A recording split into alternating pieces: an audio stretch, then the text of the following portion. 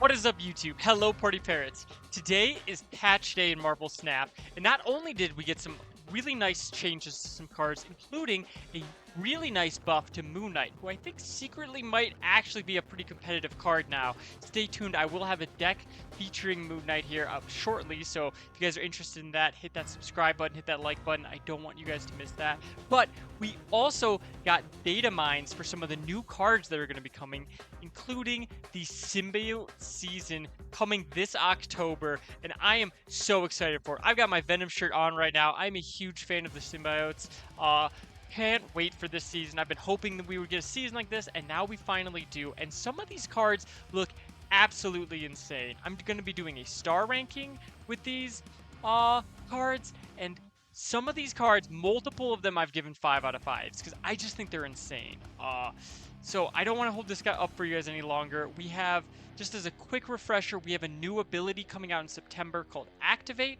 That does not feature on any of these cards, which was a bit surprising to me. I thought we would get at least 1 or 2 Activate cards, but it looks like they're not going to be this month, which is, totally fine. And then we also know that these cards might change. These are by no mean finals. A lot of times they will tweak the numbers, give cards a little buff, give cards a little nerf. Sometimes they will completely change them. But most of these cards will make it to, generally will make it to the game. Some tweaking aside, and this lets us know where the second dinner's head is at for new cards. So let's get into breaking down these videos, starting with Agent Venom, the newest season pass card for the month of October. So, Agent Venom is the newest season pass card, and he is a 2/4 with the on reveal of setting the power of all cards in your deck to 4. Now, Agent Venom is one of my favorite characters in Marvel. I have a ton of the comics from the series. If you don't know, Agent Venom is not Eddie Brock, but is instead the Flash Thompson, the bully of Spider-Man, kind of grown up, joins the military. Some stuff happens and he becomes Agent Venom. I love the character though. He's one of my favorite, and this ability is very interesting to me because it's kind of like a super Bast.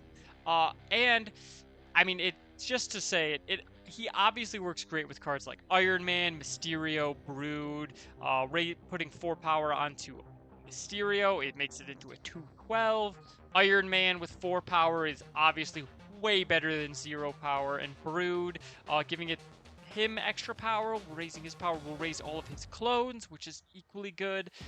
Obviously, this card would be great in Cerebro 4, which is a deck I have played before and I do enjoy, so you know I'm going to be trying that. But looking at how good this card is, I gave this card a 4 out of 5 stars. And the reason I did is because I think this card is a lot like Bast, and Bast has kind of fallen away. But this card has a couple of things that are working for it. One is that 4 is a lot more than 3. I know it only feels like 1, but what that meant for Bast is you didn't want to play anything with really more than 3 power. Maybe one card with like 4 power, but you didn't want to go too much higher than that. And raising that kind of ceiling up from 3 to 4 is a huge change, because a lot of the decks that have been primarily would play Bast, like Bounce, are now playing cards like Black Swan, Sasquatch, or Mockingbird, and these are cards you do not want to hit with Bast. There are also cards that you don't really want to hit with Agent Venom, but something like Black Swan, if you lower that 1 power, is not that big of a deal, especially when you can be getting huge power onto it. So 4 power is a lot more than 3, especially for an effect like this. You also have the new card Gwenpool.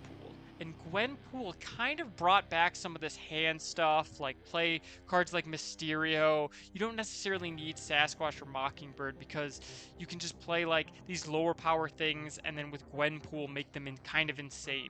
So I think he could work really well potentially with Gwenpool, especially because since it's your deck, once you've drawn the Gwenpool, you know you can play Agent Venom totally fine. And this card, both Gwenpool and Agent Venom work really well with cards like Brood and Silver Surfer. So I could definitely see both of them going into some like Brood, Absorbing Man, Agent Venom, Silver Surfer deck to like really just hand buff Mysterio would be in there to really like set that power very high. I also think, even though Bast has kind of fallen a bit down, this card might actually work really well with Bast, because if you say play this card on turn 2, set all of the cards in your deck equal to 4, let's say you already drew your Mysterio, and then you like draw Bast, well now you play a 1/4 Bast, hits all the cards in your hand, which are going to have, probably less than 3 power, because if you're building this Bast Agent Venom deck, well, you're probably not going to be, expecting to, you're going to hope to hit Agent Venom or Bast with them, so they can kind of work good. Agent Venom will set the cards in your deck, Bast can set the cards in your hand, the ones that might have gotten missed by Agent Venom. It could be a really good, like, 1 and 2 drop that like just will really work well together and can help boost up a lot of these cards. I'm really optimistic for it. I gave it a 4 out of 5, mostly because I think it has a ton of potential, even with cards like Darkhawk. I mean, you could be playing the cards like Korg and Rock Slide, play Agent Venom in that deck, Black Widow, boost all of their power, boost Darkhawk's power, and then still have some of these bigger ongoing cards. I think there's a ton of potential there too. But again, because Bast has kind of fallen down, I'm a bit apprehensive about giving it full 5 stars, but I think this is a sweet Season Pass card, and I'm super excited to get Flash into the game. And then releasing the same week as Agent Venom or Season Pass card is going to be Scream. And Scream is a 2/1 with the ability, when an enemy card moves, steal, so that means shield gain, and that card will lose 2 power from it. This can only happen once per turn.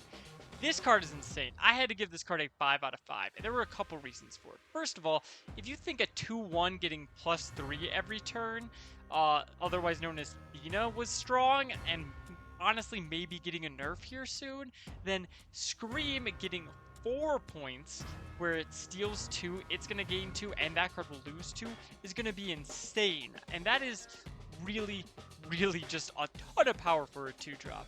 Then you have the fact that this is going to open up an archetype that I've been really waiting for, and that is the move your opponent's card archetypes.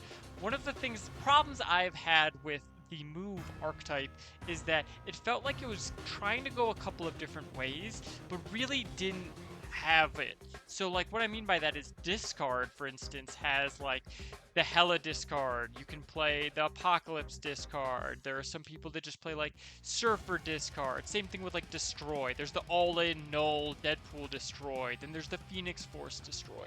Move felt like it has all these pieces, but there's no real, you're not sure, like, are you supposed to play multiple man with like your Heimdall? Are you supposed to be like moving your opponent's you're moving your opponent's cards in your Kraven deck, or is that supposed to be for your Vulture? And it was like, it had a lot of pieces, but there wasn't one particular archetype with it that really stood out.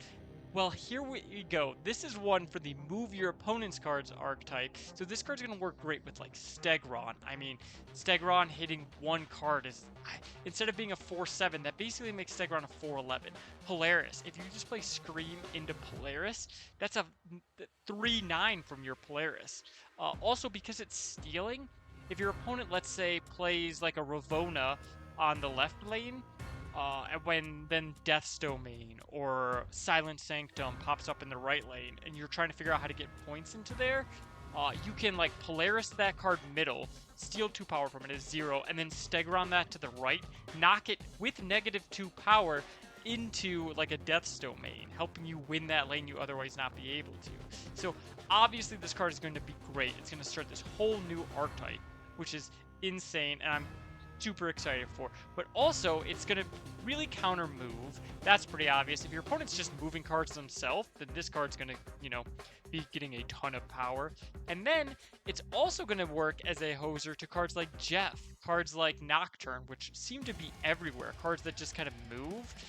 This card, all of those cards, whenever they move, giving this card 4 points of power, 2 for it, -2 on it, that is a huge swing. If you manage to do that every turn, which we definitely have the cards for, you can just go Spider-Man into Stegron, into Arrow, into like Magneto. That's 4 power swing every single turn starting on 3. That's a 12 power string. That makes this a 213. That is so good. So I have to give this card a 5 out of 5. I'm super excited about a brand new archetype. Again, we kind of had the move your opponent stuff, but I think it's really been missing something. This is what it was missing, and this card's just going to be insane. Then we have Misery. Misery is a 5/10 with the on reveal, repeat the on reveal abilities of your other cards here, then destroy them.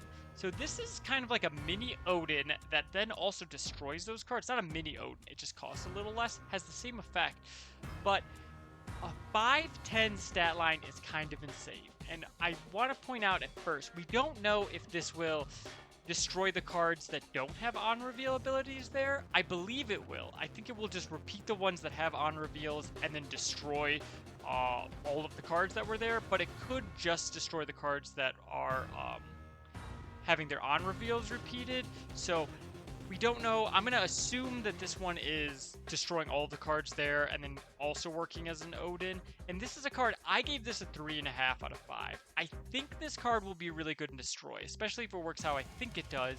And that's because I think, because this card just says destroy all cards here, all your cards here, this is going to be a card you want in Destroy. Destroy usually has a couple of slots kind of open. Sometimes they run Lady Deathstrike or Shang-Chi. Sometimes they go more in on like, even like something like a Hulkbuster and Forge. They usually have a couple of slots there that they can kind of mess around with, and just having another card that says destroy all your cards here is insane for that deck, because that's a level of redundancy that deck really needs.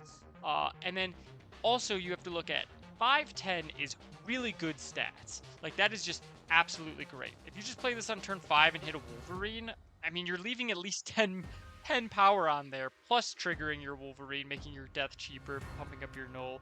And because that 5/10, that 5 is kind of an awkward number. I think it makes it a bit hard to really get maximum value out, but Destroy has X23 in it, which can help you cheat this down on turn 4. If you say play like X23 into Wolverine, into Killmonger on turn 3, then you can just drop this on turn 4 onto that X23 or that Wolverine.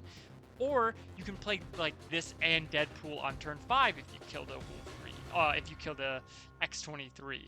So you can kind of, because of that mana cheat that Destroy has, I think Misery is going to slide right into that deck. Then you have the repeat the on reveal part of this card. And that's the one that I'm kind of like, is this card good enough to see play? Originally, I'm kind of like, well, having another, we already have Odin for that. That doesn't have to destroy our cards. But that 5/10 baseline is really good, just knowing you're getting 10 power there.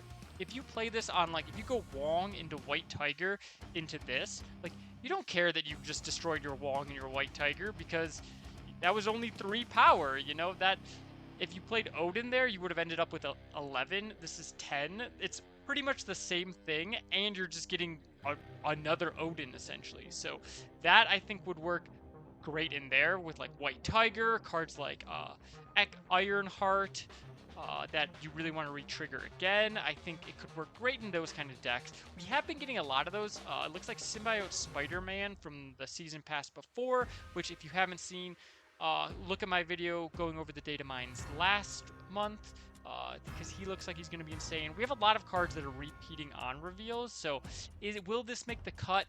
Not sure. But one last place I can see for this is kind of like as a Cersei or Lady Deathstrike, where you play this on a card like, you go like Hood into White Widow, and then you play this, destroy those cards, and then get another demon to your hand, give them another -4, and leave, again, 10 power. 10 power is so much for having a good effect like this.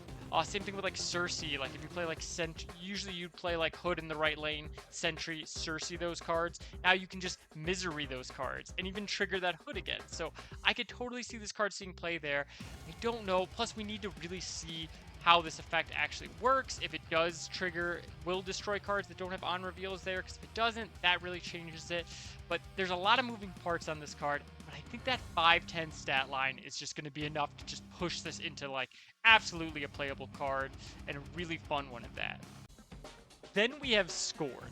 Scorn is a 1/2 with the ability, when you discard this card, so obviously it's going to see play in discard decks, give its power to one of your cards in play at random, then return it to your hand with +1 power. I mean, this is a 4.5 out of 5-star card. I was really tempted to give this 5 stars because it is just so powerful. I think it's a bit limited. I think there's only going to be very few decks that actually want this effect, but the ones that want it, this is a huge payoff. I mean, every single part of this is good. It is a discard card, so cards like Mobius, Meek are going to get powered every time it gets discarded. Then it just gives its power for free every time you discard it. So the first time you discard it, it'll give 2 power to just a random card for free. Just you don't have to play anything. Then it'll go back in your hand with 3 power, meaning you just can play another as a 1/3, essentially making it a 1/5 for 1 discard. But then it gets even better if you can discard this multiple times. The second time you discard this, it's going to, it'll give 2 power that first time for free. Then that second time it'll give 3 power to a random card for free, meaning that that was 5 free power you didn't have to play anything for. And then you will have a 1/4 in your hand that you can play out. That's potentially a 1/9 and at least 5 free power. That is so much power. This is like the card that every archetype wishes that they had. Just like giving free power, a 1-drop that's just scaling so it can just fill in the curve really easily. Like anything would want this. Move, destroy, discard. Like this card is kind of insane. The only reason that I could think not to give a 5-star is because of like how it's like a 1-drop and how it works. Like I don't think Hella's gonna want it. I'm not even sure if like Surfer Discard or like more niche decks are gonna want it. Like this is a card that I think it's gonna have one specific deck, and that's like the MODOK Apocalypse decks. Now maybe I mean this card will trigger something like Collector every time it's in your hand, so I think we can maybe put Collector back into a discard deck that's playing this. And I know I'm going to be playing this in. I put a video of a deck out that was like a really hardcore Wong discard deck where you went like Meek into Collector into Morbius into Wong, and then like MODOK'd Swarms, Apocalypses, like all kinds of cards. And this card is going to go in that for sure. Like this is the perfect card for a deck like that. And I think this can really make just like all in discard so much stronger. Again, like it's going to go in discard and discard's going to love it. Like this card is just really powerful. Now we have Toxin. Toxin is a 3/2 with the on reveal. Return your other cards here to your hand, then gain +2 power for each card you return. So this is Carnage Beast, and I had to give this card a 5 out of 5. I love the bounced archetype, and this is essentially a 3-drop beast, which bounce always wants more ways to bounce cards to their hand. They haven't had any since the game release. They haven't really, that's been something that they haven't really been putting into this game. So seeing another one of these, my interest is piqued. Then I know some people have been saying, oh, well, it's a 3-drop, so like, isn't that too clunky? Beast was originally a 3-drop and played out great. This is a 3-drop beast that also can get bigger, meaning that it might not be the worst card to play if you draw it on, say, turn 6. Usually if you draw like Beast or Falcon on turn 6, you're like, well, dang, I don't want to play these out because I have all these cards on the field that I don't want to get returned to my hand. But if you have like a Nico in a lane or something, like you do not mind returning that to your hand because that on reveal gaining +2 power for each card coming back means this card itself is big. Beast and Falcon are not big cards themselves, but this card can be. This card also just synergizes really well with Beast. If you like play Hood, Beast the Hood, then you like play the Hood back out for free on turn 3 and play this, returning the Beast and the Hood to your hand, getting like a 3/6 from that. Then you could like even you could just keep looping them, getting a bigger Toxin. Like because it's on reveal getting bigger, it's also kind of just good in bounds, which is kind of really funny to think about. So, I mean, we've seen 3-drop Beast before. It was a good card. And this is like potentially a 3/8. I had to give this card a 5 out of 5. Maybe I'm coping a bit. Totally could be because I know I love the bounce archetype. But like, I think this card is just we've seen bounce has never really gone away. Like, there have been, metas where it wasn't the best thing to be doing, but it was always a solid deck that can put out good points. So any card that can like add to that archetype is immediately going to be a card that I'm looking at. I think this card's good enough to really push that. Maybe how we're building it, I just am really excited for this for Bounce. I think Toxin's a 5 out of 5 card. And finally, our final card of the month is Anti-Venom. Anti-Venom is a 4/6 with the on-reveal ability, set the cost and power of your deck's top card to 0. And this was a card, I had to give it 2.5 stars. I don't think this is a bad card, but it originally really reading this card, I was like, oh my gosh, setting the top card of your card to 0 cost is insane. But setting its power to 0 is a really big drawback. Having 0 power is the lowest amount you can have in Marvel Snap. You know, like, that means that you won't win a lane by 1. You won't, like, that is a huge downside to set your own card's power to 0. But again, then it's not bad, especially if you like, okay, well then I'll just play with cards like Sage, Ironheart, Iron Man, maybe even something like Null or something, Zola, like cards that already have 0, you know, like White Tiger, low cards where that 1 or 2 power coming off them isn't that big of a deal. And then you're like, okay, then you have to ask yourself though, when is this card going to be better than something like Iron Lad? Like, Iron Lad is a 4/6, exact same stat line, with the on reveal of copying the top card of your deck, meaning you're just getting that card for free already. So this card is going to give you that card for free, but also with no power. So it's essentially like an Iron Lad, only you get to like kind of play it wherever you want. But then it has the huge downside of Iron Lad digs you a card deeper. So if you're looking for something like a Spectrum or a Living Tribunal, like a Nihilus or Hela, you can play Iron Lad on the last turn of the game to dig 1 more card deeper. This card, it's not doing anything to the top card of your deck unless you draw it. So unless you have another turn, this card seems way worse than like Iron Lad for those, especially for the last turn of the game. So, an Iron Lad as a card, it's really good, but it's not like blowing up the meta. It's not like Iron Lad is in every deck or anything. So, like, this just kind of seems like a worse Iron Lad to me. I mean, it's different enough. Like, if you hit something like Sage or Ironheart, you know, being able to play it wherever you want for free is really good. So I'm thinking, like, maybe I would want it in like a Wong deck, but because it's a 4/6, it really doesn't fit in the curve that well. Like, you want to be playing like Wong on 4 and then, you know, start playing on reveals on 5. So it's like, if you're playing this on 4, you're not playing Wong. Well, maybe you don't have Wong, and then this, like, you play this on 4, and unless Wong is the exact top card of your deck, which, you know, then you could play for free, and that would be really good with, like, a White Tiger. But then again, then this could just be Iron Lad.